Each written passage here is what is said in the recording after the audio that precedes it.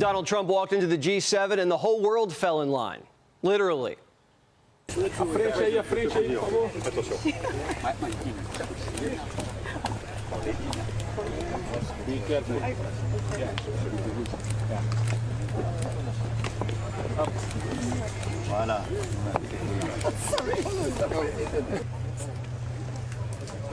Parfait.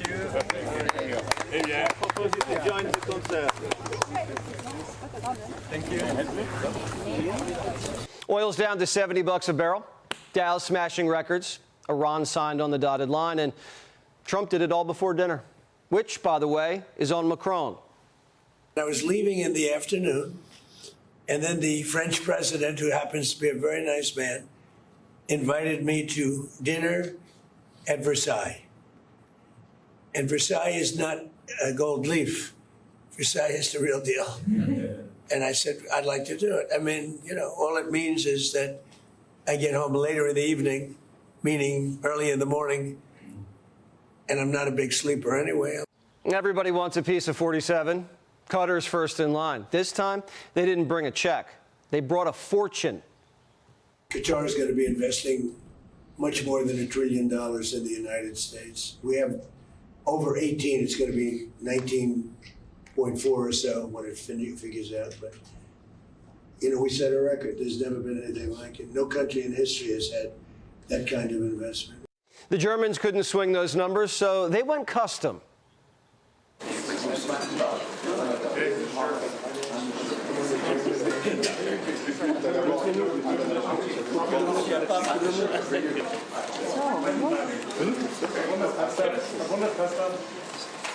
The boys got right down to business. Trade, tariffs, Taiwan.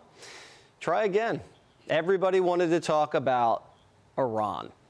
Now, 47 certainly knows how to work a room abroad. It's Washington that's nasty.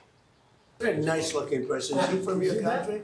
Is he from your country? Absolutely. No, he's got such a nice way about him. My people are so mean. Look at him, handsome guy. Can put him. Be careful. No, I can put him in a movie right now. Trump knows when you run the room, you set the volume. And 47's barely moving his mouth. How we can make our relationship even better. We love it. Thank you, my friend. See, when you're that rich, you can speak that lowly. I was just wondering, can anybody hear that? But when you're so rich, you have such confidence that you don't have to do any strain to the voice. He's great. When it comes to Iran, Trump's not whispering. He wants the whole world to read his lips, word for word. I'll not only release it, I'll probably have a press conference and read it to you word by word so that the press covers it accurately, because it's a very important document. And unlike Obama, who could have destroyed the Middle East with a horrible JCPOA, it is the worst agreement. That was a road to a nuclear weapon. Mine is a wall against a nuclear weapon. He paid a fortune for it. We paid nothing. Every leader at the G7 flew in for one thing, Iran. They want this deal done yesterday. But Trump's not in any rush. We've already gotten everything we wanted. 90% of their missiles are destroyed. 85% of their defense plants are gone, so they can't rearm. No Navy, no Air Force, no air defense. And most importantly, no nukes, ever. Their uranium's buried. All 3 nuke sites, the caves, the tunnels, their secret chambers, collapsed. Their centrifuges shattered. Their nuclear scientists all dead. They can't enrich because they can't get down there. Only we can. And if we extract it and destroy it, they get sanctions relief. But if we don't, doesn't matter. The dust's in a grave that the Persians can't penetrate.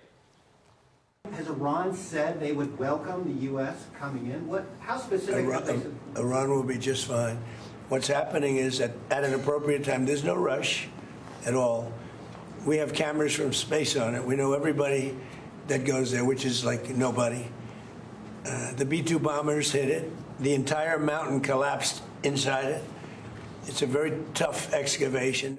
Trump's not stressed. On Friday, the Strait opens. War's over, and oil's flowing. Ships are starting to move now. We're going to have it fully open by Friday. The ships are starting to move nicely. Oil is starting to go, and the prices are coming down rapidly. Stock market is going up rapidly. A lot of good things are happening. And most importantly, Iran will not have a nuclear weapon.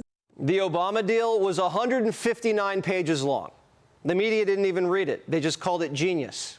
And what did it actually do? It built the runway for an Iranian nuke and paid for it. They could enrich, they could stockpile. They had missiles galore to protect their precious nuke program. Now, they don't have a nuke program. You can't enrich what you can't touch. Trump's deal, a page and a half. No room for fine print and no room for a nuke. The only way Iran gets money unfrozen is if they do what we tell them.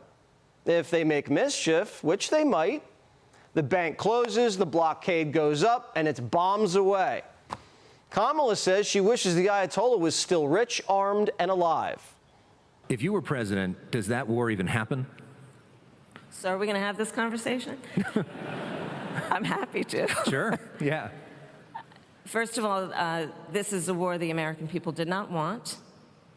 This is a war of choice. But to be clear, if you were president, you never start this war. Absolutely not. And absolutely not. Trump's creating a new world order. And if our allies don't play ball, they get a spanking. Israel's fighting Hezbollah too long, and too many people are being killed. And you don't have to knock down an apartment house every time you're looking for somebody, because there are a lot of people in those apartment houses, and they're not all Hezbollah. Now, when it comes to Hezbollah, he's got a better idea. I suggested to Israel to let Syria take care of Hezbollah. Because to be honest with you, I think they do a better job of doing it. Whatever happens, if Iran can't control Hezbollah, no sanctions relief.